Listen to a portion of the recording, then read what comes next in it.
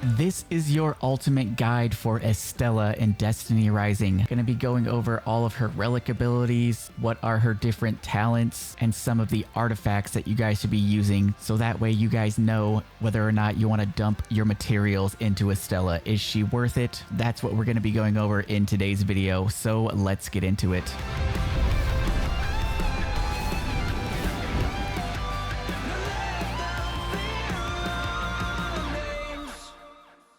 So you guys, Season of Daybreak just started, and with it comes the launch of Estella. So head on over to the Draw tab, and you have this Estella tab right here, right next to the Gwyn and the Permanent. This is going to be a guaranteed mythic pull within 60 pulls, so good luck. Now, Estella is a 5-star mythic character. Her main element is Solar. She's an offense character, a formidable powerhouse capable of inflicting devastating damage on their adversaries, and she specializes in medium range combat. These characters are good at using medium range weapons and relic abilities to adapt to their various occasions. For her weapons, her primary is a pulse rifle and her heavy is a machine gun. Now, getting into her relic abilities, starting off with her super, which has a 120-second cooldown called the Violent Reverie. Summons a powerful Violent Reverie to continuously attack combatants by firing a contaminating beam. So she basically summons like an Ahamkara Dragon Bones you see there. Pretty damn awesome. For her first signature ability, which is on an 11-second cooldown called Misfortune's Guide, unleashes contaminated energy, dealing damage to hit combatants and inflicting them with misfortune. Now, misfortune states that targets are marked, making them prioritized by all of Estella's summons. Summons attacks deal an additional 35% damage to marked targets. Whenever misfortune is inflicted, it instantly grants 7 corruption. Targets inflicted with misfortune will also be inflicted with corrupt. And corrupt states that prevents combatants from recovering health and increases their damage taken. So a very nice debuff for us. Then for her second signature ability, she has the Bewitched Illusion, which is on a 1-second cooldown. Estella summons a Bewitched Illusion to join the battlefield and fight combatants on its own. The more corruption she has accumulated, the higher the level of summoned Bewitched Illusion will be. Higher level Bewitched Illusions deal greater damage. So when we cast the Bewitched Illusion to consume all corruption and summon a Bewitched Illusion, the illusion's strength increases based on the amount of corruption spent, and weapon hits will grant corruption. Weapon attacks accumulate corruption. Casting Bewitched Illusion consumes corruption to summon illusions, which have 3 levels of corresponding to different corruption costs. So you can see down here at the bottom, there is a meter split into 3 bars, and when we get hits with our weapons, they fill up. Then you'll get this little indicator on your screen. Once all the bars are full, we can cast our RB ability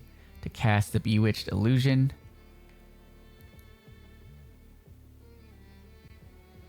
Now we cast the Bewitched Illusion. Now if we press LB to cast our Misfortune's Guide to increase the damage.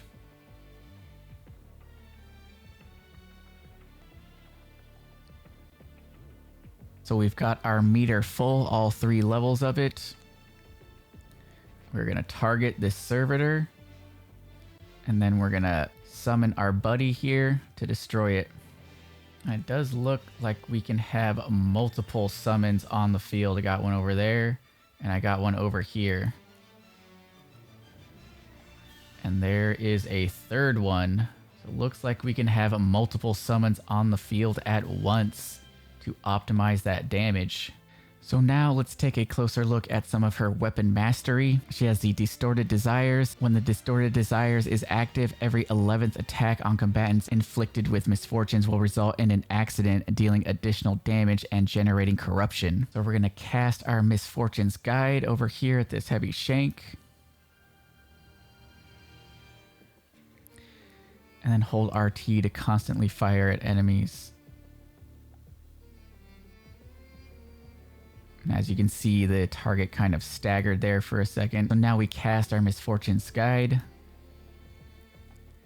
And we'll defeat this guy, and it'll spread the misfortune to surrounding combatants. So it looks like the gameplay loop here is you definitely want to cast your Misfortune's Guide first, and then send out one of your flying summons. And you're definitely going to want to wait as long as you can to get that meter completely filled before you cast your summons. So now we went over all of her signature abilities. Let's take a look at her relic traits. Her first one is Calamitous Pandemic. Combatants affected by Estella's own misfortune spread misfortune to the nearest combatant within a 10-meter radius when they are defeated, dealing 1700 solar damage. However, misfortune's duration is reduced by 2 seconds with each spread until it reaches the minimum of 4 seconds. A single instance can spread up to 5 times. For her second relic trait, we have Dream Aid. While a violent reverie is present, all combatants' misfortune counts down will be paused, and corruption will be accumulated with 80% more efficiency. And her third relic trait, Focused Fire, when Misfortune's Guide is cast, Bewitched Illusions Blink will fire 3 breaths of temptation at the target simultaneously. And if we take a look at her weapons mastery, attacking a combatant affected by misfortune with a weapon 11 times triggers an accident, dealing 748 solar damage to the combatant and granting 5 additional corruption. If a combatant is defeated with misfortune, Estella gains additional corruption equal to 7 times the number of accidents that have affected the target. At level 2, accidents additional damage is increased by 30%. At level 3, it's increased by 60%. At level 4, every time an accident is triggered, the number of attacks required to trigger the next accident on the combatant is reduced by 1 for a minimum of 7 attack. And all the way at level 5, accidents deal an additional 100% damage. And then of course her passive trait is Corruption. Attacking combatants with weapons accumulates corruption up to 10 times per second. Casting Bewitched Illusion consumes corruption.